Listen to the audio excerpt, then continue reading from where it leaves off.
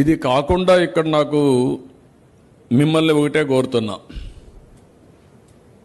వైఎస్ఆర్ కాంగ్రెస్ పార్టీకి డైరెక్ట్ గా ఇండైరెక్ట్ గా మనం పనులు చేసే పరిస్థితి ఏ స్థాయిలో కూడా రాకూడదు.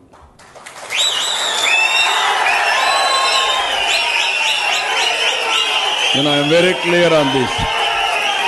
నిన్న పెన్షన్ల పంపిణీ కార్యక్రమంలో చంద్రబాబు నాయుడు గారు చిత్తూరు జిల్లా నెల్లూరు గంగాధర్ లో మాట్లాడుతూ వైఎస్ఆర్ కాంగ్రెస్ పార్టీ శ్రేణులకు, వారి మద్దతుదారులకు, వారి కోట్లేసినటువంటి ప్రజలకు ఏ ఒక్క పని చెయ్యొద్దని చెప్పి బహిరంగంగా అధికారులకు పిలుపునివ్వడం అనేది అత్యంత హేయమైనటువంటి చర్య. చంద్రబాబు నాయుడుకు వయసు పెరిగే కొద్దీ బుద్ధి తగ్గుతాందనేటువంటికి నిన్న మాట్లాడినటువంటి మాటలే తార్కాణం అని చెప్పి ఈ సందర్భంగా తెలియజేస్తున్నా. చంద్రబాబు నాయుడు, నీకు ధైర్యం ఉంటే ఈ రోజు మెజారిటీ ఎమ్మెల్యేలు మీరే ఉన్నారు కదా, ఈ రోజు ఈ రకం నువ్వు నిన్న ఏదైతే మాట్లాడినావో దాని మీద ఆర్డినెన్స్ అసెంబ్లీలో చేయగలుగుతావా? పోనీ దాని మీద జీవో తీసుకురాగలుగుతావా?